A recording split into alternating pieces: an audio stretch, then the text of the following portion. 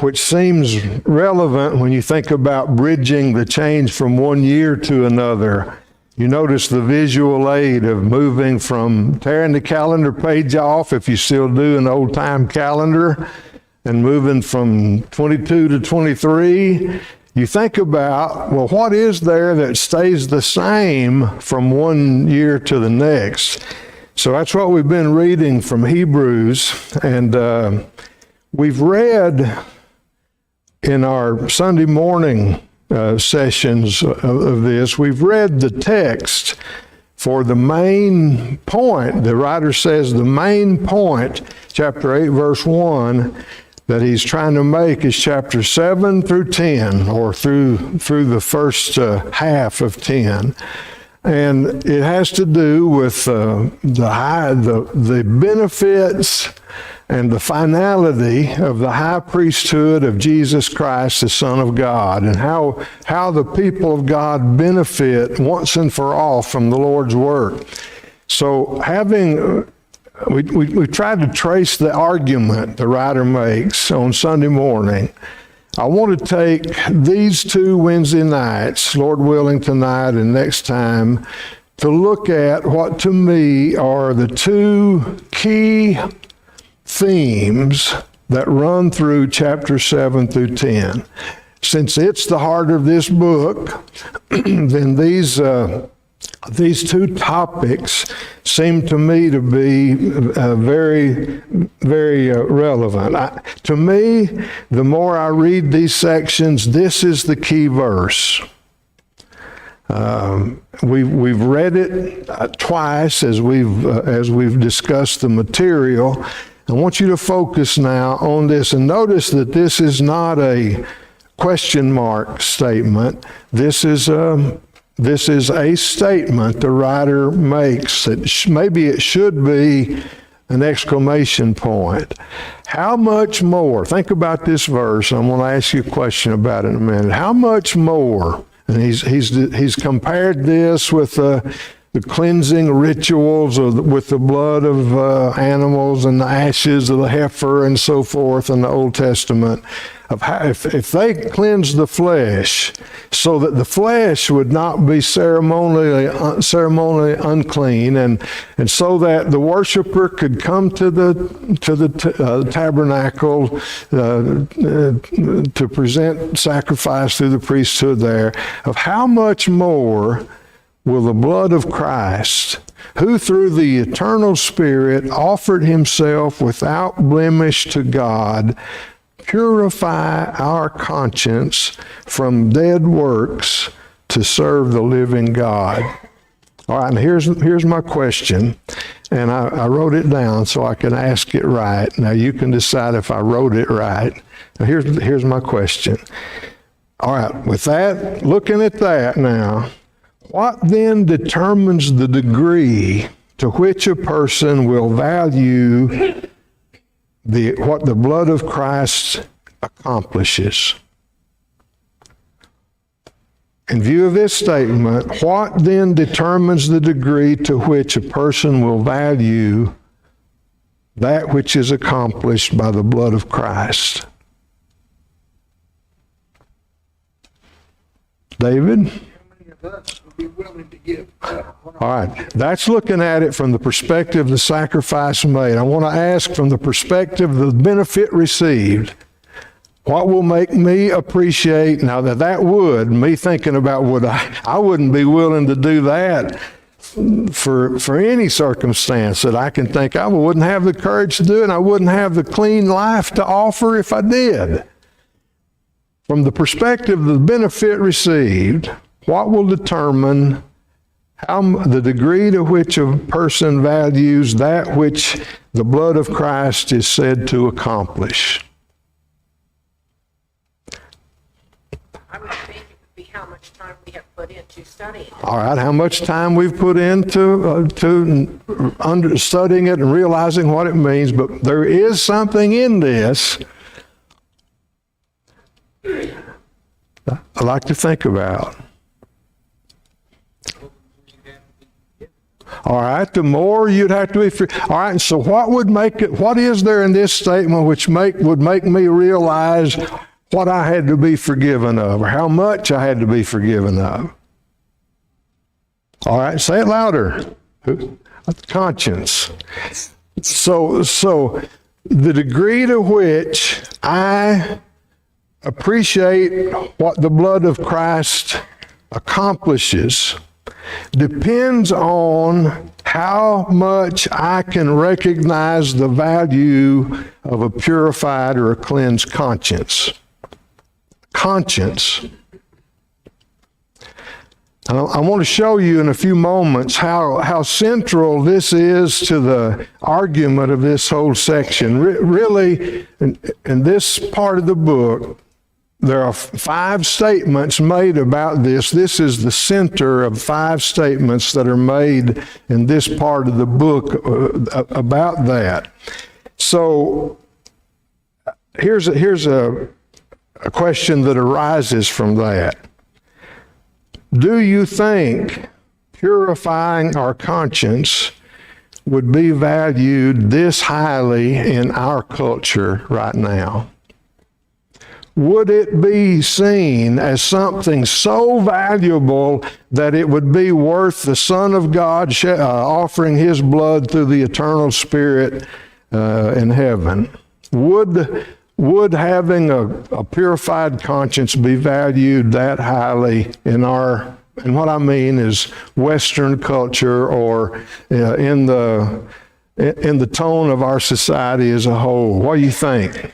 Would it be, Brendan? It wouldn't be in Western culture because whatever you do is okay. All right. It's okay with you. All right. So Brendan's answering my next question, which is why. And he said, because in Western culture right now, the predominant mood is that whatever an individual wants to do is okay. And generally speaking, if people give thought to relationship with God, it is not in search of forgiveness or a clear conscience, it's in search of personal fulfillment. Now you think that over and decide whether you agree with that statement or not. You'll notice that you'll hear people say from time to time, I am spiritual but not religious. What that means is I'm seeking my personal spiritual fulfillment without I'm not seeking really forgiveness. And maybe the fastest growing religion in American life right now is Islam. Islam does not seek either repentance or redemption, forgiveness. And at least as I see it, because it allows no room for a Savior in that sense, or that idea. So if you think about it in that way, do you have other whys, or do you think this would be appreciated in our culture right now? Do you differ from Brendan in that way, or from me in that way? Can you think of other reasons why it might not be valued by us in the same way it is by the writer of Hebrews in this statement here? Well, so many people nowadays, they don't see the value. All right, we don't see the value, and the reason. Work. All right, so there's no worth in the relationship or in the sacrifice of Christ in that way. I think to a certain degree, a lot of the world thinks that forgiving is just what God does, and therefore matters of conscience are to be taken in stride in that way. So here's the next question I want to ask. So how can it get, if you look at some of the scenes that I notice in the news when I watch this, like the terrible violence, the guy that got arrested and charged with killing the 4 students, in Idaho, or the times when you see property crimes where windows are just broken out of the store and the mob loots and that kind of thing, or the times when you notice the kind of cruelty that happens toward children or older people or more helpless people, or the kinds of inhuman and greedy things that get said about people from time to time. You can kind of see in that a coarsening of life that comes as conscience is kind of ignored and not given its real place. So how can it get better? What does Hebrews do that highlights the need for a clear conscience? What have you noticed as we have read through this letter so far that would underline the value of the point this writer comes to in this statement?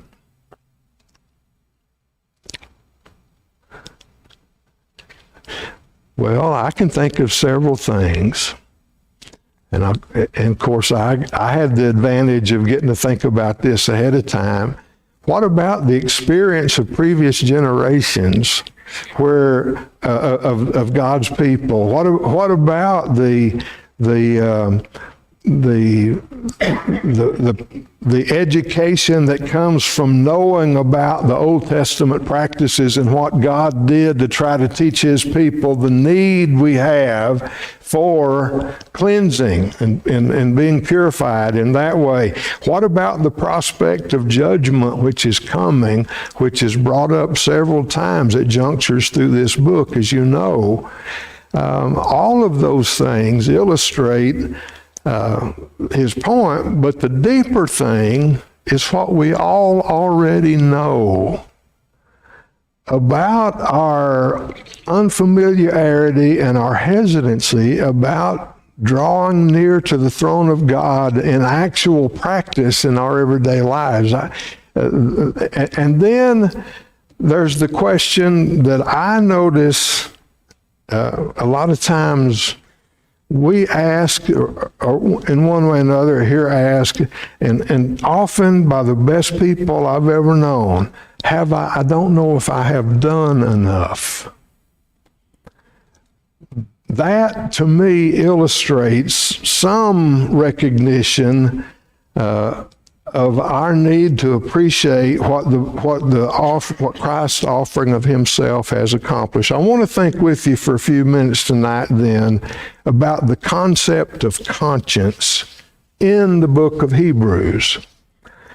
And I want to do this because I think it helps to gather up the theme of the arguments that this writer has been making, and because I think this has the capacity to help us so much. I think there is a relevance or application of this theme that gets overlooked. So we'll kind of start out with a definition of this, or a thought about what we mean. The concept of conscience. What's your definition of conscience? When you try to explain it to your kids or your grandkids, what's your definition of it? All right, our understanding, our personal understanding between right and wrong. That's a good start, I think. What else? That little voice in your head. That's how I started thinking about it. We used to hear that little voice in your head, or that little guy on your shoulder, on the good side, that idea. That's a good way to, that little voice in your head that tells you what? Right or wrong. What you should do. What you should do. That little voice in your head's hard to hide from, isn't it? And what Hebrews is interested in is why do we ignore that little voice in our head, or why do we try to hide from it? So let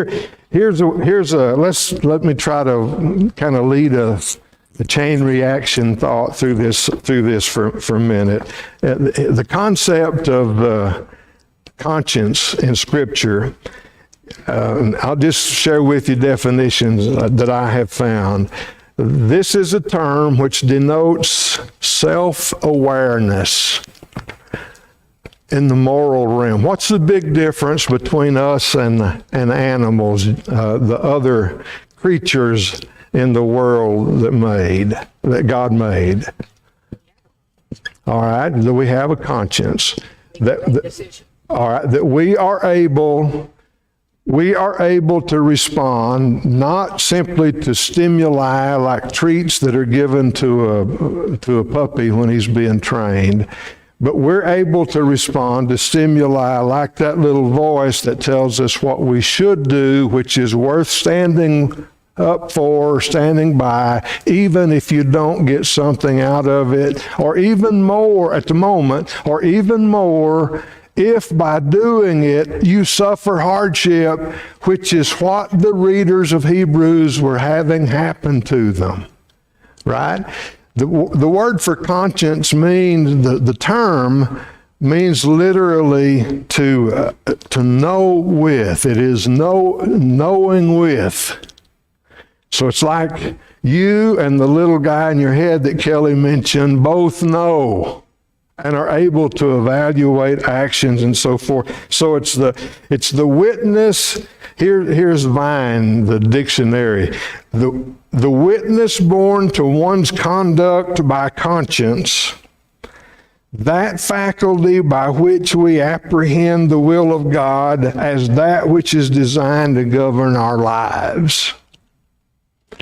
That's a long way of saying it's the thing the part of us that knows what we ought to do. Right? What we ought to do. Not what we feel like doing or not what people think we should do, but what we know we ought to do. Another way, it's that process of thought which distinguishes or judges what it considers morally good or bad and prompts us to do the good and to avoid the bad.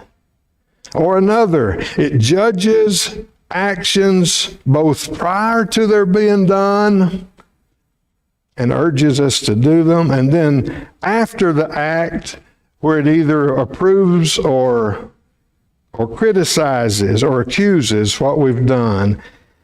And it's the part of us that, and important to the book of Hebrews, it leads either to a sense of confidence where we have convictions that we know have been upheld, or to a sense of condemnation where we know we're guilty of a transgression and we're going to give account for it.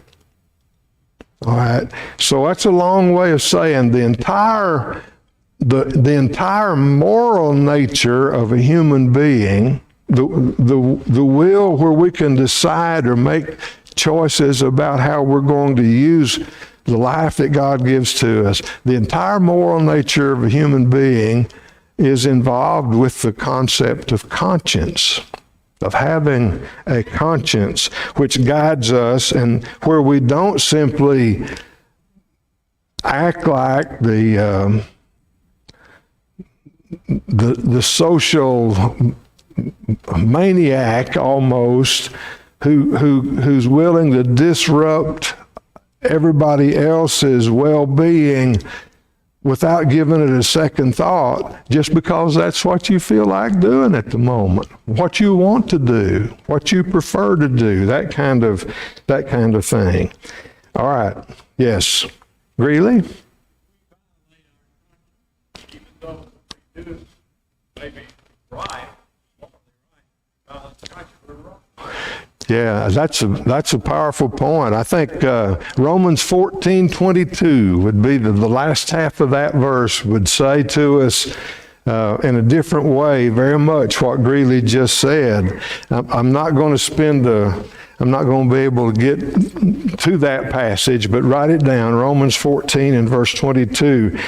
I learned today in working on this something I never thought about. Conscience was a Greek term or a Greek concept that's not found anywhere in the Old Testament. Of course, the idea is found, but one of the writers says that however, there are aspects of this function of conscience, in other words, that are related to the idea of the heart in the Old Testament. And that's going to be important to the reading of Hebrews. It's related to what the Old Testament just calls our heart, or the heart of man. And I'll give you a couple of illustrations of this. What are the most powerful illustrations of conscience in the Old Testament? We've used already the man and the woman hiding from God in the garden. I thought of the story of Joseph. Remember, how did he end up in Egypt? Remember? All right, he's sold by whom? His enemies, his brothers, right. And he ends up there, remember, 2 years in prison, 7 bad years, 7 good years. And he ends up being in charge of the king's business, of the Pharaoh's business in that way, and his brothers come down there, and they don't know it's Joseph they're talking to, and he's willing to sell them the grain they need in that terrible famine provided. They'll leave one brother there with him and go back and bring their youngest brother. They try to explain to him, but that's what he stands by. And in Genesis 42 and verse 21, and this is not said in the passage that describes their selling him into slavery, but then the other brothers, the other 10 who were present, said to one another, "In truth, we're guilty concerning our brother, in that we saw the distress of his soul when he begged us, and we did not listen. That's why this distress has come upon us." That's Genesis 42:21. What is there that describes conscience or illustrates conscience to you? All right, the fact that they recognized guilt and they felt it. What else about it stands out to you? In truth, we're guilty. Do you notice that we saw the distress of his soul when he begged us? Were they hearing that? Conscience is what makes you hear and relive that experience where there was failure at it. And then they attach the consequences. In David's life, in 2 Samuel 24 and 10, this is after he decided to number the people. Remember? Joab his captain tries to argue him out of doing that, and he does it anyway. And it's an act of arrogance, apparently, and rebellion against God. And when it happens, it said, but David's heart struck him after he had numbered the people. Notice, not his conscience, but his heart struck him after he numbered the people. And David said to the Lord, I have sinned greatly in what I've done, but now, O Lord, please take away the iniquity of your servant, for I have done very foolishly. Remember, that leads to the choice of the pestilence and the loss there. And then he goes and buys the threshing floor from Moroni, the Jebusite, and he builds an altar, and they offer sacrifices there to end all of this.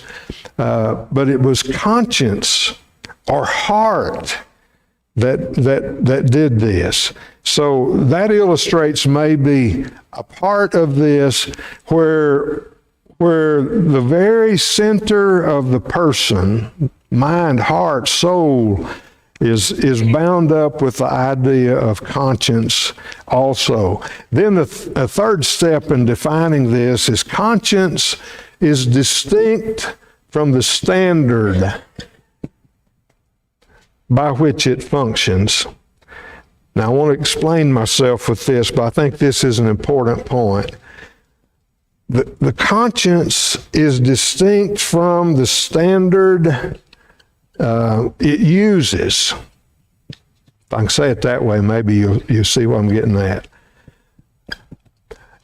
And what I mean by that, it's one thing to say that we all have a conscience that's capable of function. It's another thing to say that the information upon which conscience acts is appropriate. You see what I'm getting at? The conscience gets, everybody's conscience gets impacted by two things. And everybody's conscience needs to be impacted by three things. That's kind of where I'm going with this. One thing that every person's conscience gets impacted by is the law of God written on our hearts. Look at Romans 2, verses 14 and 15. This is talking about the Gentiles or the nations, or verse 14 says the ones who don't have the law. Paul says when the Gentiles who do not have the law by nature do what the law requires. Now, let me stop here for a second. C.S. Lewis once illustrated this with standing in line. He said, you can take any group of people you want to, and like for some important event or some privilege or some whatever it is, and you can have them standing in line for what's up ahead.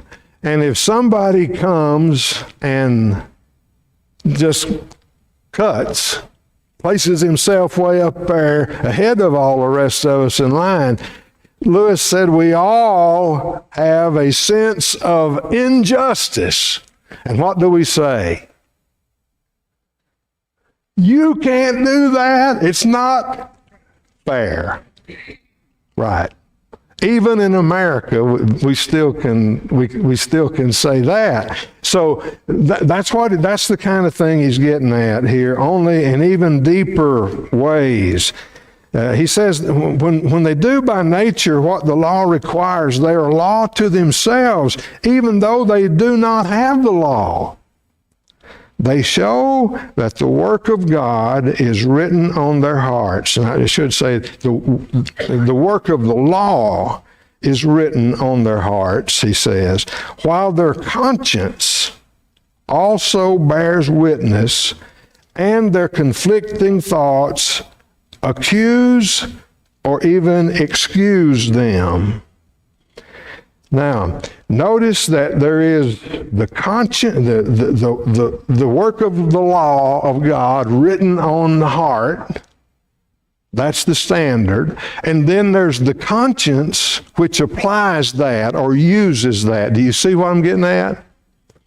That's one thing that impacts everybody. The second thing that impacts everybody would be the assumptions, the moral assumptions that are drawn from the culture in which one lives.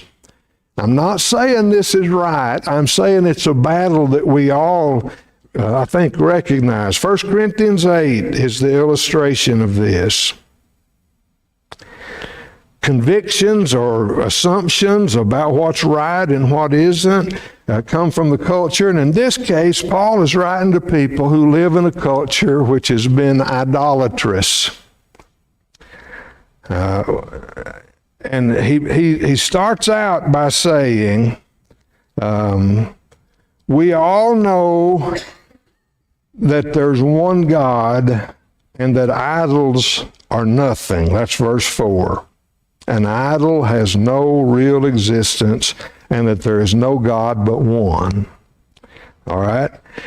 Verse 7, however, not all possess this knowledge, but some, through former association with idols, eat food as really offered to an idol, and their conscience, being weak, is defiled. Why is their conscience weak? 1 Corinthians 8, verse 7. It's weak because it's misinformed. The person doesn't see, he sees this behavior, this is where he's used to this association to this idol, and this is done to worship this idol, and so he thinks to eat this food is to worship this idol. And Paul realizes that this comes not from the law written on the heart, but from what practice the person, and he counsels Christians to remember there's no God but one.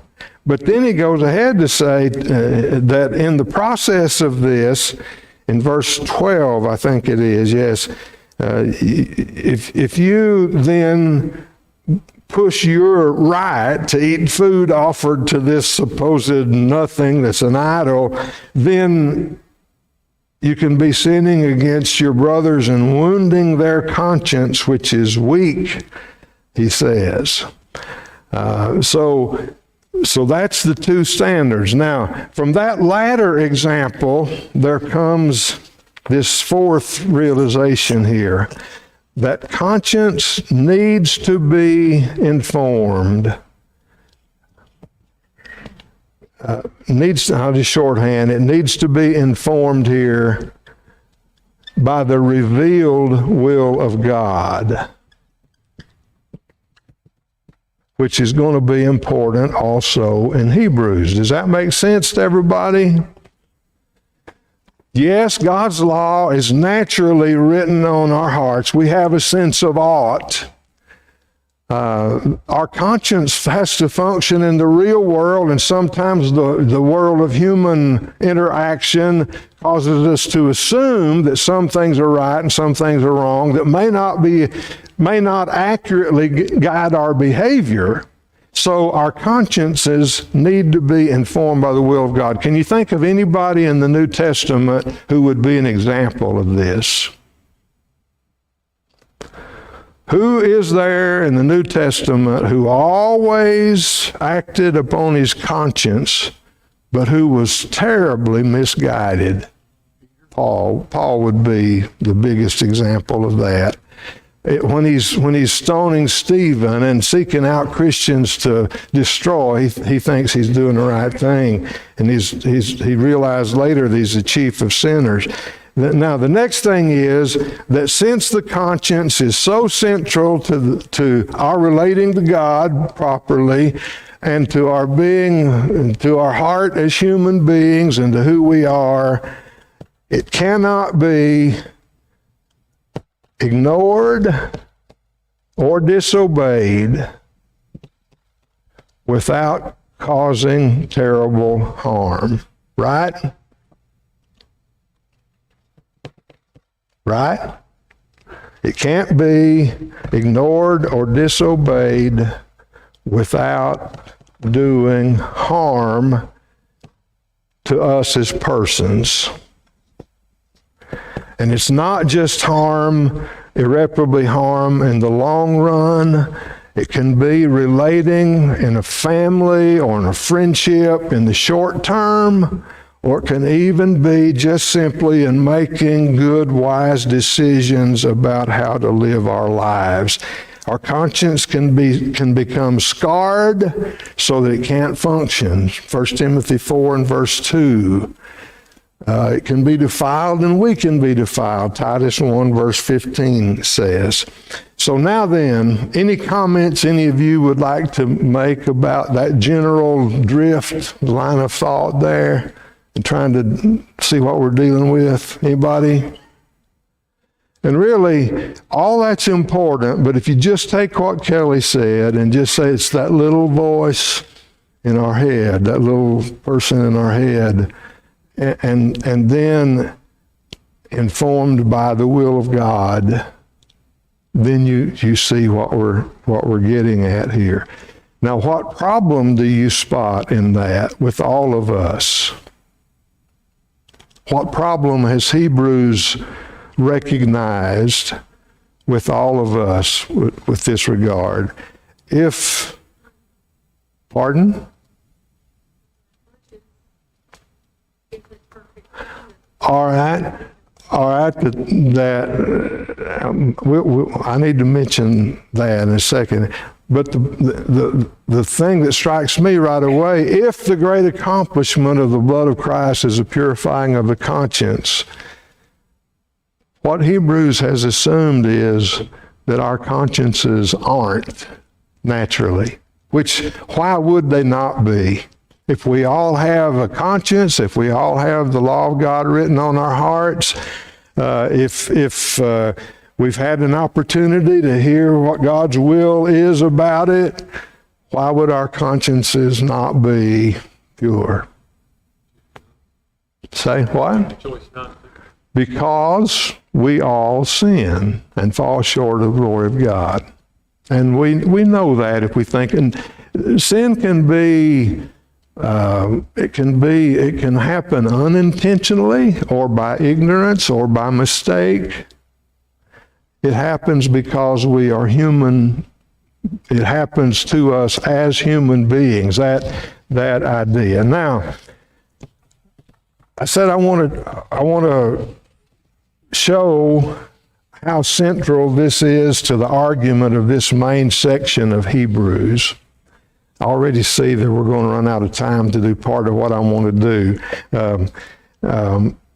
So just real quickly to look through this, I'll write the passages up here and not the whole statements, but this really started in Hebrews 7 and 19, where it makes the point that the law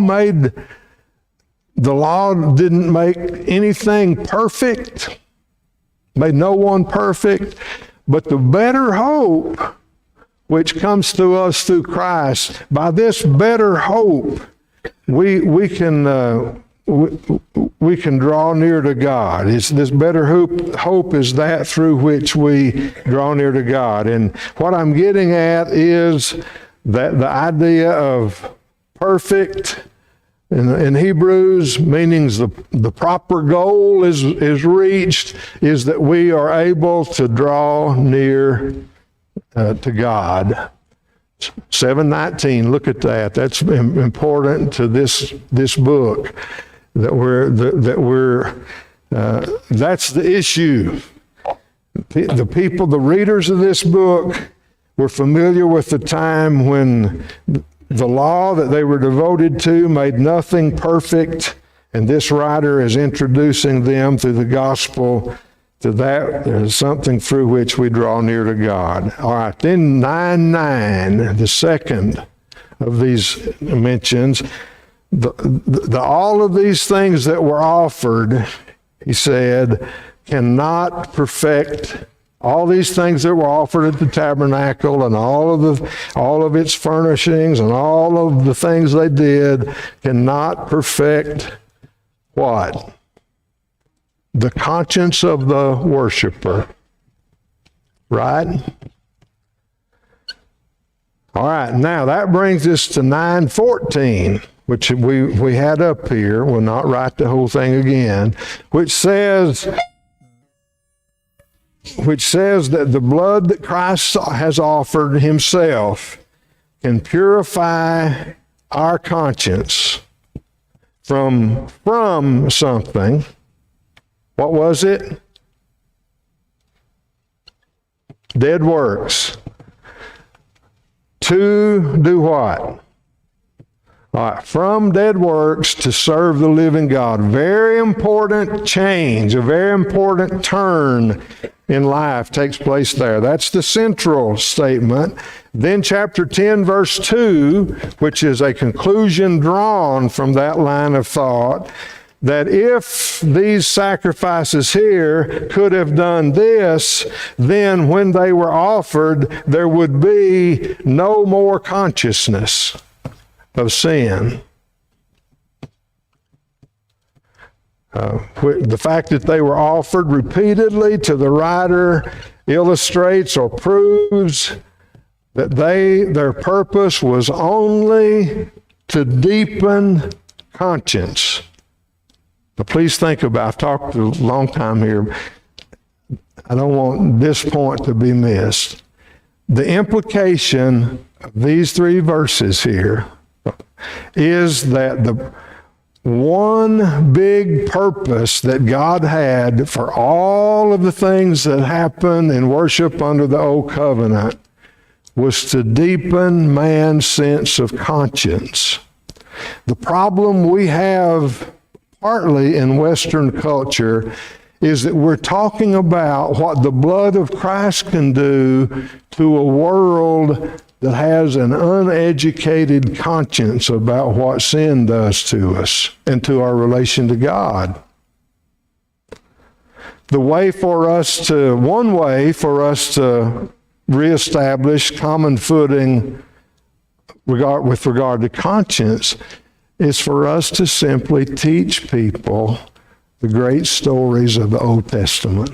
Ruth, I honor your 4th grade work that Travis was talking about a while ago. Trish, thank you guys for Melinda, I can't stress how important it is just for us in a world where people think that moral choices are not made on any objective grounds. You just do who you are and what you want to do, what feels right to you.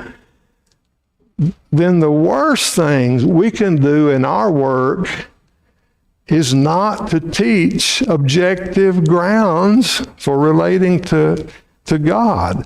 So that's one thing. And then 10:22, which is having our hearts sprinkled. Sprinkled with what? Sprinkled from an evil conscience. And sprinkled with the blood of Christ is what we're talking about. Then having our conscience, our hearts sprinkled from an evil conscience, let's draw near with full assurance. That's what he says.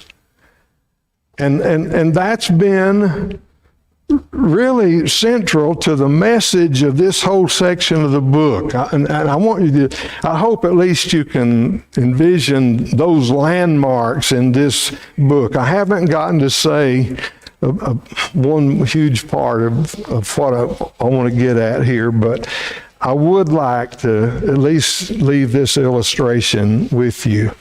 And the great change that last statement there about drawing near to God with full assurance. What happens in this line of thought is applications of Christ's unchanging presence are made.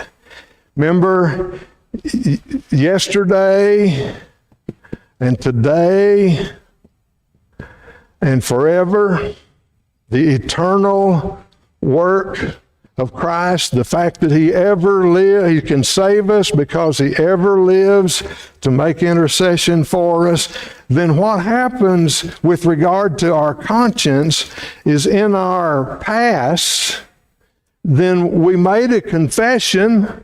What should we do? An argument of Hebrews. We agreed with God about who Christ is. What should we do? We should hold fast that confession we made one time.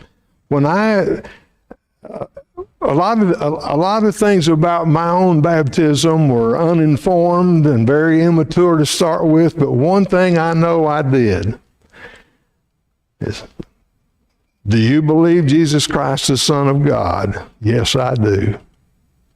All right, so in my past, with regard to my conscience, I plead Jesus Christ is the Son of God. He offered his blood so that my conscience could be cleansed of those past things. A lot of dumb things, a lot of immature things, none of them criminally evil, but you know, the kind of things we people do. Then today, draw near. How? How, in what mood do I draw near to the throne? With confidence, boldly, full assurance of the faith. That's my present experience. And then future, there is judgment, Hebrews 9:27, but the judge comes to save those who are eagerly waiting for him, which is another word for hope. That's the idea. And we're going to run across this again, chapter 10, 13. He's at the right hand of God till his enemies are made the footstool of his feet. We've received the kingdom that can't be shaken, so we should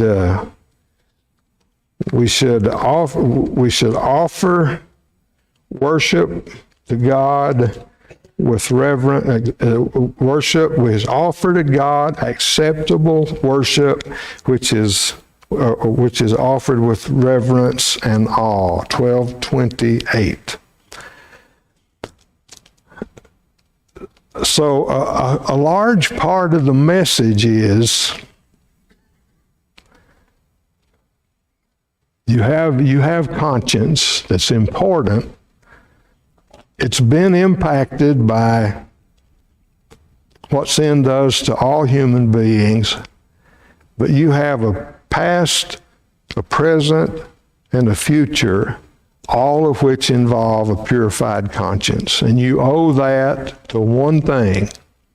That's right, John, the blood of Christ. Hebrews 9:14, the blood of Christ.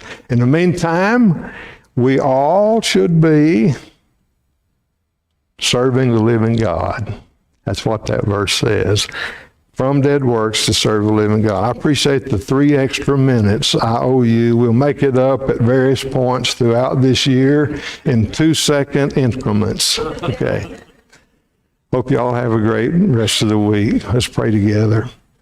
Father, thank you for our great high priest and what he has done for us by offering up himself. We thank you for the way his blood goes on cleansing us as we try to walk in the light from day to day with him. Help us to do that for the rest of this week. In Jesus' name, amen. Everybody.